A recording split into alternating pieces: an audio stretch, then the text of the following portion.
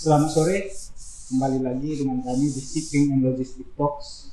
Kali ini kami dengan Pak Bani Mulia, Direktur Utama Samudra Indonesia. Selamat sore Pak Bani, apa kabar? Selamat Sehat? sore Pak Damas. Kalau lihat wajahnya cerah ini, kayaknya berita bagus semua ini 2022 ini. Alhamdulillah begitu. Iya Pak, kalau kita melihat Pak, laporan-laporan ini kan terutama untuk kontainer shipping ya, luar biasa ya 2022 ini. Jadi Mas Bani ini gimana, apa aja yang membuat luar biasa di tahun ini? Kira-kira apa aja? Apa khusus karena freight-nya bagus atau ada faktor lain, ada strategi khusus dari pelayaran kontainer sehingga tahun ini luar biasa?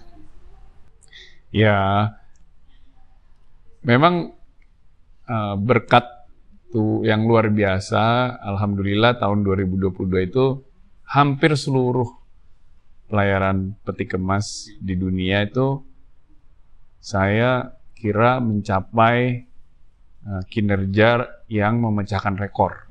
Itu ya, tertinggi. Juga buat kami di Samudra juga itu rekor tertinggi sepanjang sejarah perusahaan. Perusahaan-perusahaan lain juga sama. Jadi ini memang suatu kejadian luar biasa bagi industri, bukan cuma bagi satu perusahaan aja. Jadi ya memang ini tahun yang eksepsional ya, 2021, 2022 lebih lagi. Nah, tapi karena kejadian luar biasa itu bukan recurring normalnya akan begini terus gitu. Jadi kita tahulah memang juga saya pikir walaupun waktu sebelum terjadi tidak ada yang bisa menebak akan terjadi ledakan freight rate yang baik, yang seperti ini, yang favorable. Tapi sebetulnya tentu para pemain tahu bahwa hal semacam ini akan ada dinamikanya, ada naik, nanti ada turun lagi, gitu. Jadi ya di momentum pada saat yang ada kejadian luar biasa ini, memang harus tergantung masing-masing pelayaran memanfaatkan sebaik mungkin, gitu, pada saat momentumnya terjadi. Dan kemudian next year sudah pasang strategi masing-masing, gitu. Ya, artinya kalau kita lihat di awal itu kan, ya seperti Mas Bani bilang, orang banyak yang nggak menduga ya. Ya, pasti. Awalnya orang melakukan blank sailing, takut terjadi oversupply, tiba-tiba ada masalah kekurangan dan gitu kan, masuk kontainernya. Jadi memang dalam situasi seperti itu perubahan strategi juga cepat gitu. Ya, betul. Jadi selain itu ada lagi nggak Pak yang membuat industri kontainer itu luar biasa lah? Maksudnya ini kan saya nggak bilang given ya, gitu. Iya, betul. Saya nggak bilang given ya, tapi kan tentu ada strategi juga. Gitu. Iya kan, biasanya pemain kontainer itu bukan yang kebanyakan lah, itu kan bukan pemain baru yang baru masuk ke industri.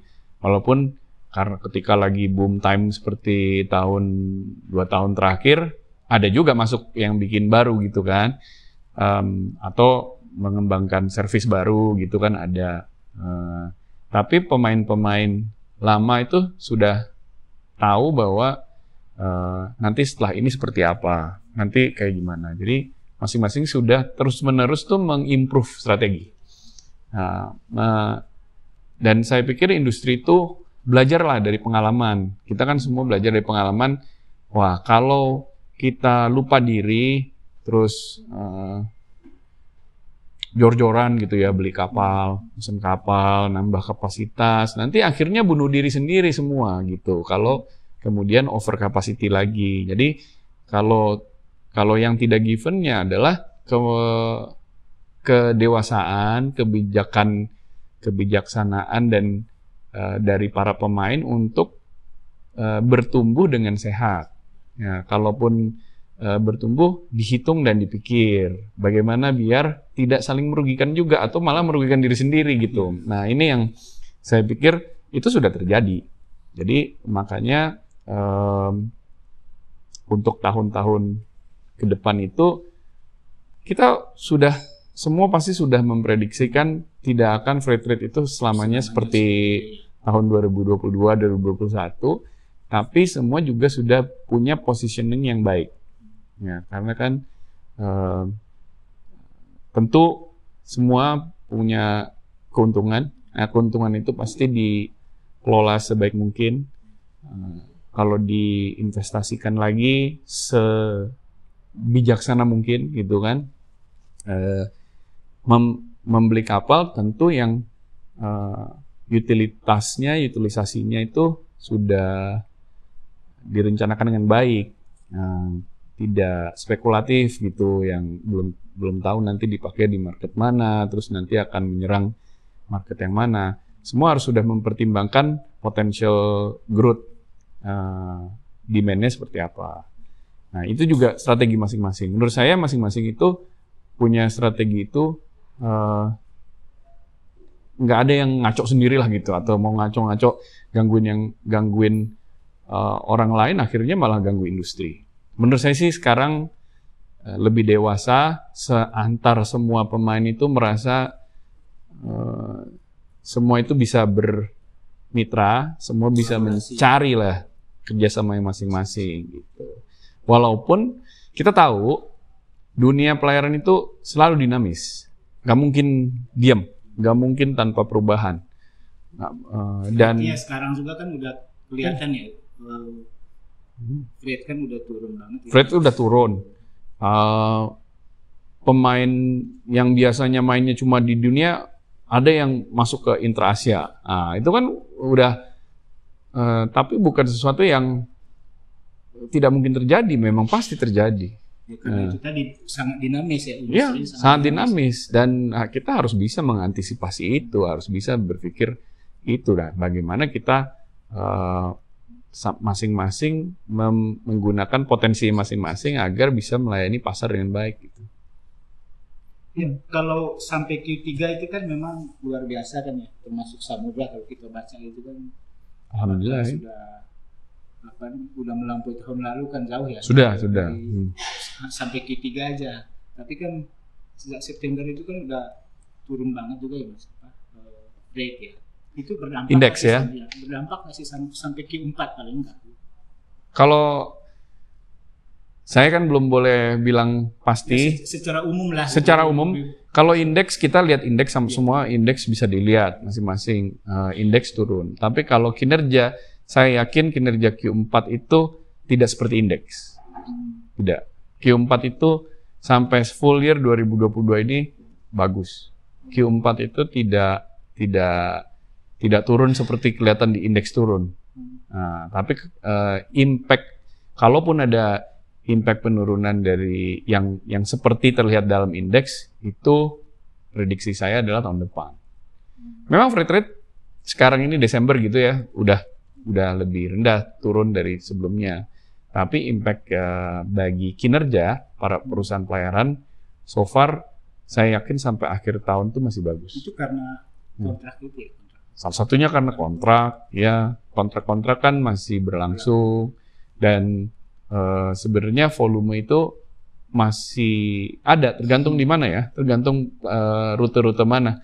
Tapi kapal itu masih terisi penuh, masih ada kebutuhan space gitu. Jadi saya sih optimis Q4 itu perusahaan-perusahaan pelayaran itu semua masih bagus. Ya, belum terimpact seperti penurunan freight rate. Termasuk nasional gitu. Termasuk nasional kita ya. Termasuk kalau nasional kita. Itu kalau global kan ya, kita kalau lihat itu kan luar biasa ya. Iya. Nasional juga begitu Mas.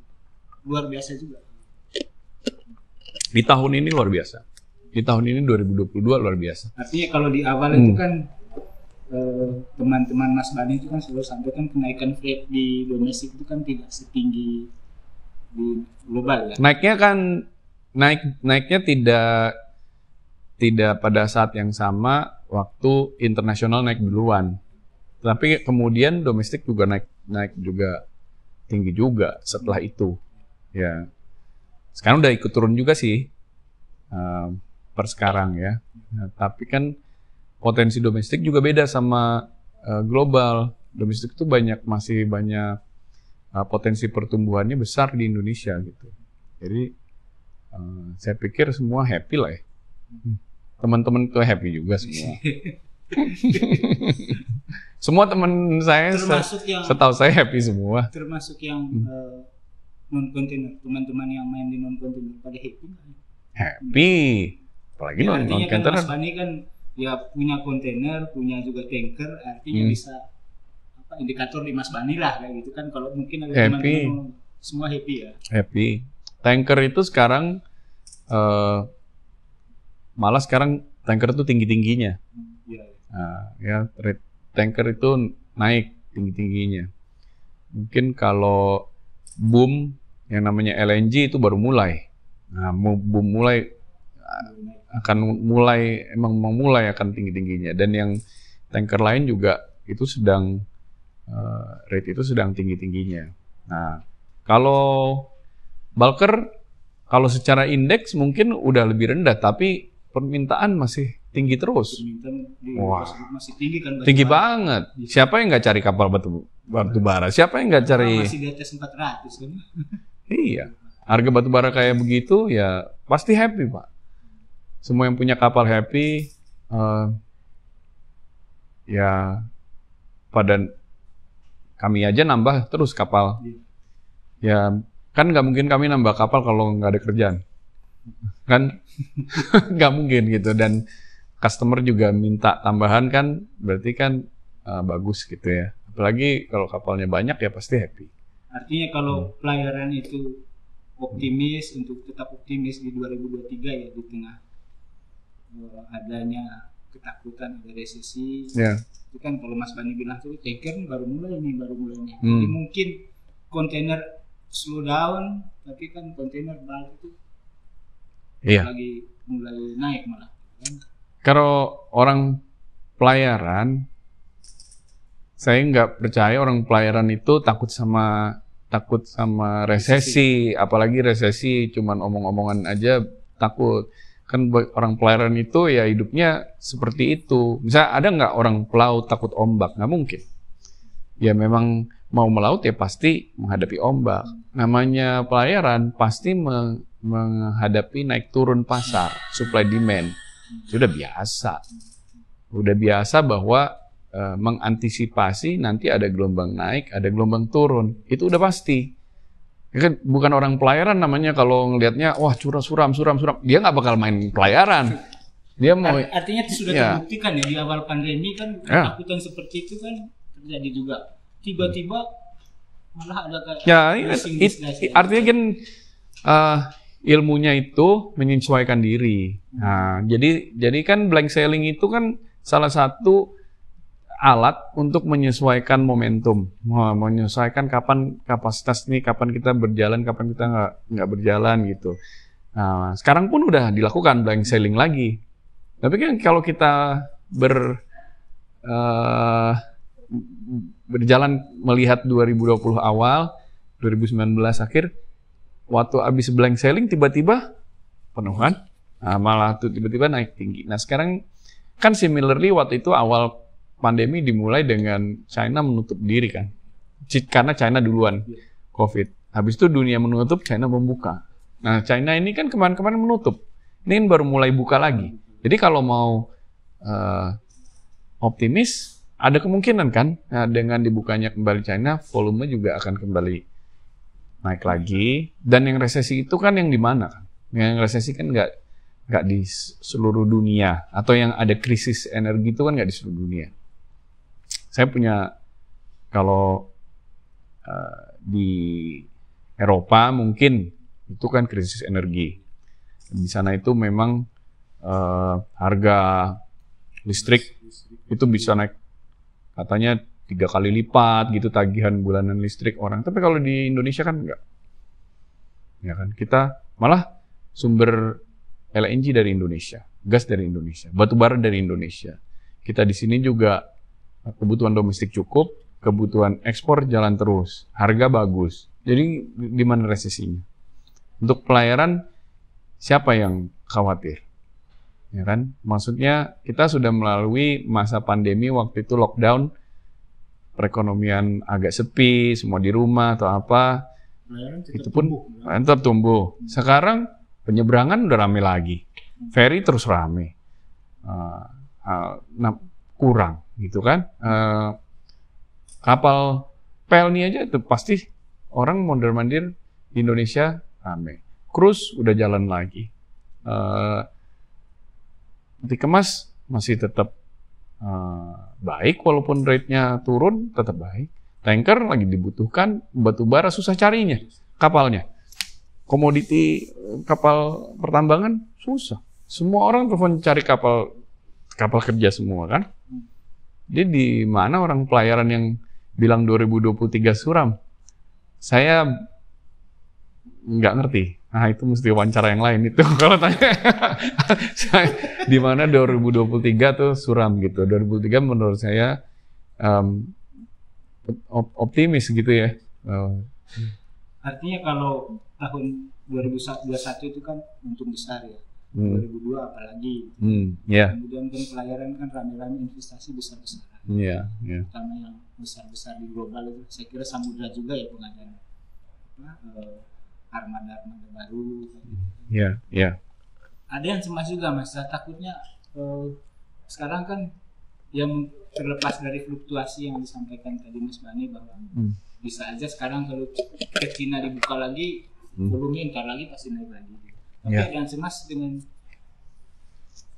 keadaan bisa aja nanti terjadi oversupply di 2023 dengan kapal-kapal yang baru di-deliver mulai tahun ini, tahun depan lebih banyak lagi. Ya, itu makanya menurut saya tadi saya bilang di mana yang patut dicatat bahwa kita tuh belajar dari masa lalu, belajar dari pengalaman untuk menjadi lebih baik ke depan. Pelayaran itu nambah-nambah kapal itu kan nggak mau juga merugikan diri sendiri. Mereka kan juga tahu freight rate itu dinamikanya nanti seperti apa. Nah, jadi kapal-kapal yang ditambah di pesan baru kan juga sejalan dengan rencana untuk peremajaan, pengurangan. Jadi sama misalnya seperti kita, kalau kita tambah kapal yang baru, kan ada kapal-kapal yang pasti akan expire. Apakah itu di scrap, dijual, nah, itu kan udah direncanakan, kan bukan tanpa rencana. Kemudian kapal baru itu kan lebih efisien. Kalaupun misalnya size-nya upsize, teknologinya juga fuel consumption-nya beda dengan kapal tua. Jadi produktivitas running cost itu juga penting. Nah, kemudian sekarang 2023 ini nanti peraturan IMO buat kita-kita yang di internasional itu sudah diterapkan peraturan yang mengontrol mengenai karbon. Ya, karbon artinya ada indikator yang harus lulus gitu ya, EEXI, CII itu kapal-kapal itu harus dapat sertifikat itu dan harus comply dengan regulation IMO. Nah, sehingga pemain internasional itu tahu penggunaan kapal-kapal mereka fleet sudah bisa dihitung. Kalau dia tambah, butuhkan berapa banyak kapal tambahan, kapal yang lama untuk bisa memaintain servisnya. Jadi ada banyak memang kondisi yang akan membalance itu. Meskipun freight rate turun, freight rate-nya turun tidak seperti, kan kejadian luar biasa. Ketika kejadian luar biasa lagi, mereka juga tidak mau akan oversupply. Enggak mau. Kalau terlalu oversupply pasti tidak akan mau. Gitu. Tapi memang pasti keadaan akan terus berubah. Nah, tapi perubahan itu kan, kita kan pemain-pemain ini kan bukan mau cuman main 1 tahun aja, 2 tahun gitu. Long term kan. Jadi kan strateginya kan dipikirin juga jangka panjang.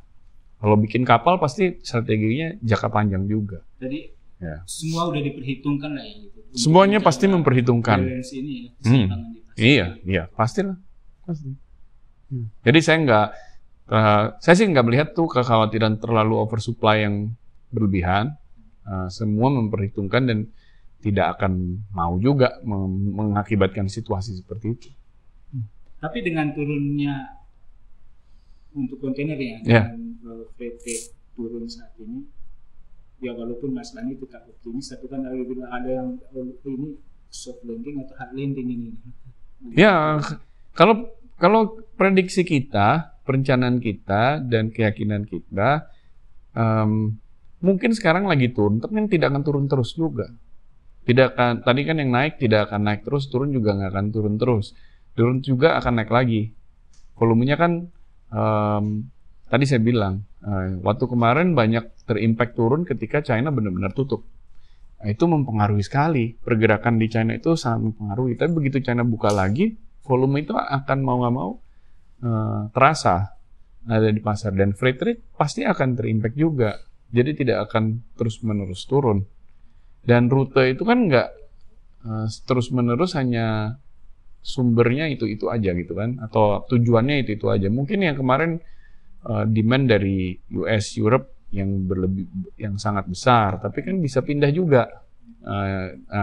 Makanya sekarang pemain-pemain global banyak loh yang belum masuk Inter-Asia buka servis-servis baru di Inter-Asia. Artinya kan itu menandakan betapa Asia itu menarik pasarnya.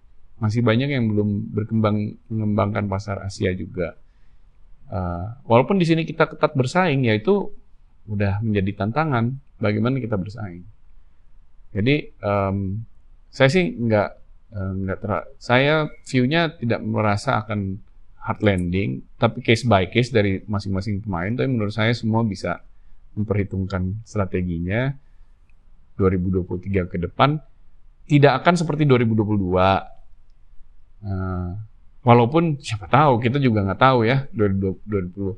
Tapi 2023 tidak akan juga kembali ke sebelum-sebelumnya. Pasti sudah naik ke level baru. Jadi intinya 2023 itu mungkin tidak seperti luar biasanya 2022, tapi tidak perlu dicemaskan juga. Tidak seperti luar biasa, tapi udah naik kelas lebih tinggi. Itu.